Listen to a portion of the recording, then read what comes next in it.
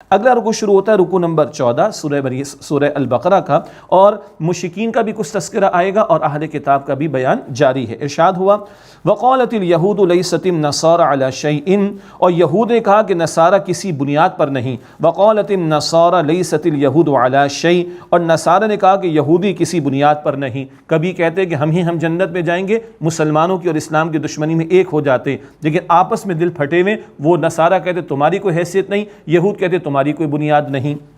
وہم یتلون الکتاب، حالانکہ وہ کتاب بھی پڑھتے ہیں، تورات اولڈ ٹیسٹمنٹ ہے، انجیل نیو ٹیسٹمنٹ ہے، کچھ باتیں مشترک بھی ہو سکتی ہیں، لیکن کتاب پڑھتے پڑھاتے ہیں۔ مگر بات کیا ہے کہ اب ہٹ دھرمی اور تکبر کی وجہ سے، تعصب کی وجہ سے گمراہی میں مبتلا ہیں اور ایک دوسرے کے اوپر لان تان کر رہے ہیں، حقیقت کی طرف نہیں آ رہے، حق کو قبول نہیں کرو۔ اور حق کیا ہے؟ محمد مصطفیٰ صلی اللہ علیہ وسلم کی رسالت پر ایمان لانا۔ كذلك قال الذين لا يعلمون مثل قولهم، اسی طرح ان لوگوں نے ان جیسی بات کہی جو علم نہیں رکھتے۔ علم نہیں رکھنے والے سے مراد مشرکین ہیں جن کے ہاں عرب میں صدیوں سے کوئی پیغمبر نہیں آیا، کتاب نہیں آئی۔ اسماعیل علیہ السلام کے 2500 برس کے بعد تقریباً اب رسول اللہ علیہ السلام تشریف لائے، تو ان کو علم نہیں، یہ مشرکین کی طرف بھی اشارہ۔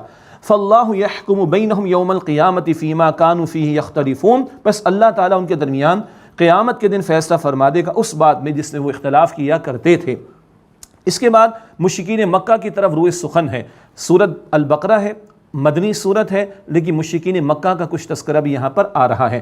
فرمایا وَمَنْ أَظْلَمُ مِمَّنْ مَنَعَ مَسَاجِدَ اللَّهِ، اور اس سے بڑا ظالم کون ہوگا جس نے اللہ تعالیٰ کی مسجدوں سے روکا، أَن يُذْكَرَ فِيهَا اسْمُهُ، کہ ان مساجد میں اللہ تعالیٰ کا نام لیا جائے، وَسَعَى فِي خَرَابِهَا، اور ان کی ویرانی کی اس نے کوشش کی۔ یہ وہ مشرکین مکہ جنہوں نے زندگی اجیرن کر دی تھی مسلمانوں پر اور ان کو ہجرت پر مجبور کیا تھا، ان کی طرف اشارہ۔ خانہ کعبہ کے دروازے بھی مسلمانوں پر بند کیے تھے۔ فرمایا اولئک ما کان لہم ان یدخلوها الا خائفین، ان لوگوں کا کوئی حق نہیں تھا کہ وہاں داخل ہوتے مگر یہ کہ ڈرتے ہوئے، اس بات کا خوف رکھیں کہ اللہ کے گھر کو ویران کریں گے، اللہ کے گھر کے دروازے بند کریں گے تو اللہ کی پکڑ اور عذاب ان پر آئے گا۔ لہم فی الدنیا خزی ولہم فی الآخرۃ عذاب عظیم، ان کے لیے دنیا میں رسوائی ہے اور ان کے لیے آخرت میں بڑا عذاب ہے۔ اب تحویل قبلہ کی طرف ایک اشارہ، آپ اور ہم جانتے ہیں جب تک نبی اکرم علیہ السلام مکہ مکرمہ میں تھے، بیت المقدس وہ معین کیا گیا تھا قبلہ، لیکن خانہ کعبہ اور بیت المقدس ایک ہی سمت میں آ جایا کرتے تھے۔ لیکن ہجرت کے بعد، مدینہ شریف آ جانے کے بعد یہ کیفیت نہ رہی، اور پھر بیت المقدس کے بعد اب خانہ کعبہ کو ہجرت مدینہ کے بعد معین کیا گیا قبلہ۔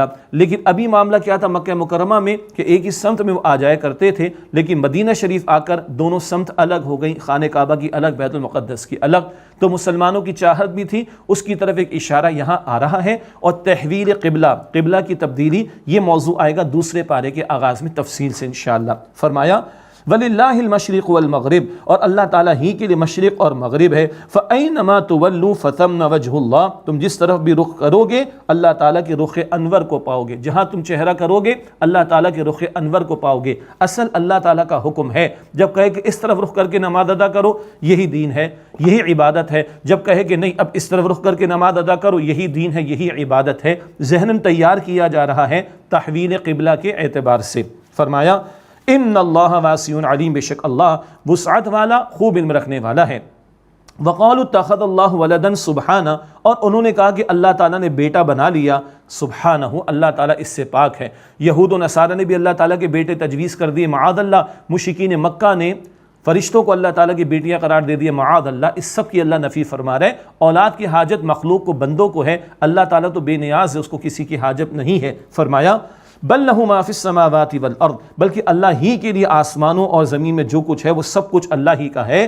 کل لہ قانتون، سب کے سب اسی اللہ تعالیٰ کے زیر فرمان ہیں، سب کا خالق بھی اللہ، حاکم بھی اللہ۔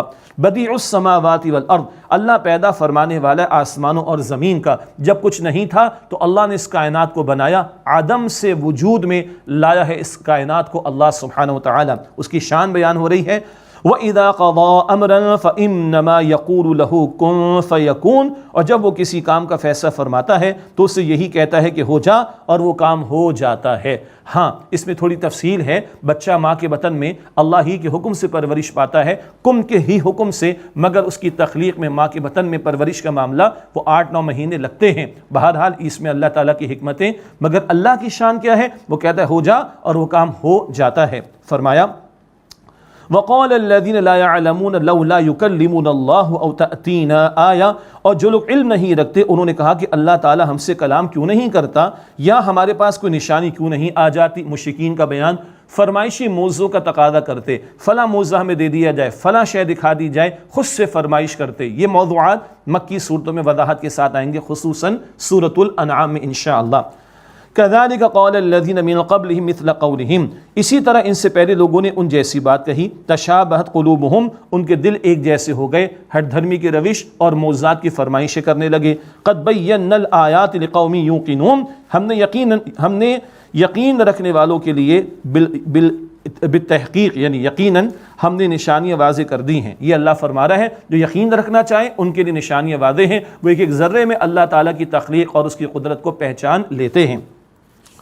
اِنَّا أَرْسَلْنَاكَ بِالْحَقِّ بَشِيرًا وَنَذِيرًا، بے شک اے نبی صلی اللہ علیہ وسلم ہم نے آپ کو بشیر اور نذیر بنا کر بھیجا، حق کے ساتھ بامقصد طور پر آپ کو بھیجا، بشارت دینے والے جو کہ اطاعت قبول کریں، اور آپ ڈرانے والے عذاب سے کن کو؟ جو اطاعت کی روش کو انکار کر دیں۔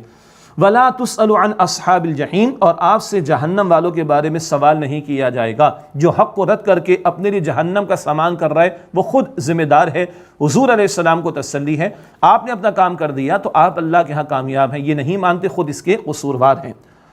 اس کے بعد بتایا جا رہا ہے کہ یہود و نصارہ ان سے کبھی راضی نہیں ہوں گے۔ آج کے تناظر اور حالات کو بھی ذہن میں رکھیے، اس آیت کریمہ کو سنیے۔ فرمایا وَلَن تَرْضَىٰ عَنْكَ الْيَهُودُ وَلَا النَّصَارَىٰ حَتَّىٰ تَتَّبِعَ مِلَّتَهُمْ، اور آپ سے ہرگز راضی نہیں ہوں گے نہ یہودی نہ نصارہ جب تک کہ آپ ان کی ملت کی پیروی نہ کر لیں۔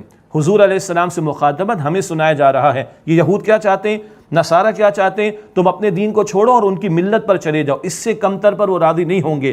دنیا جہاں کے تمہیں جھانسے دیں گے، دنیا جہاں کی تمہیں جو ہے اٹریکشن دکھائیں گے، مگر یہ تم سے راضی کب ہوں گے؟ جب تم ان کی ملت میں شامل ہو جاؤ۔ اس کا مطلب ہے دین کو چھوڑ دو، اسلام کو چھوڑ دو، محمد مصطفیٰ علیہ السلام کا ساتھ چھوڑ دو، معاذ اللہ۔ یہ بتایا جا رہا ہے کہ تم سے کبھی راضی نہیں ہوں گے۔ چنانچہ اصول کیا دیا جا رہا ہے؟ ان سے امیدیں نہ رکھو، امیدیں اللہ سبحانہ تعالیٰ سے رکھو، اللہ کے ہو رہو۔ فرمایا قل ان ہدی اللہ هو الہدی، آپ فرما دیجیے بے شک اللہ تعالیٰ ہی کی ہدایت وہی اصل ہدایت ہے۔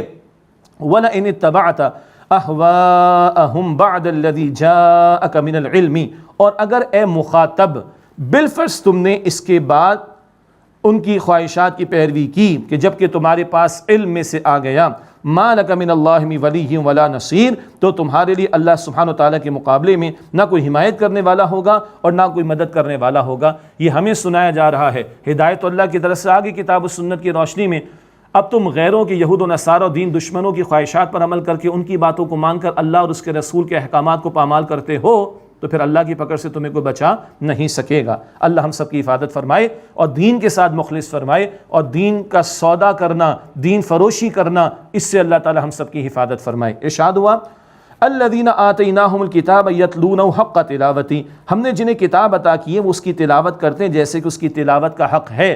تلاوت کا حق یہ بھی کہ اس کو اچھی انداز سے پڑھا جائے، تلاوت کا حق یہ بھی کہ اس کو دل سے مانا جائے، یعنی شریعت کے احکام کو، کتاب کے احکامات کو دل سے مان کر ان پر عمل کیا جائے، یہ بھی کتاب کا حق ہے۔ فرمایا اولئک یؤمنون بہ، یہی ہے جو اس پر ایمان رکھتے ہیں، ومن یکفر بہ فاولئک هم الخاسرون، اور جو لوگ اس کا انکار کریں تو وہی خسارہ پانے والے ہیں۔ اللہ تعالیٰ قرآن پاک کی تلاوت، قرآن حکیم کو سمجھنے اور قرآن حکیم کے احکامات کی پیروی کی ہم سب کو توفیق عطا فرمائے۔ یہ 14 رکوع مکمل ہوئے، بنی اسرائیل سے مخاطبت مکمل ہو رہی ہے۔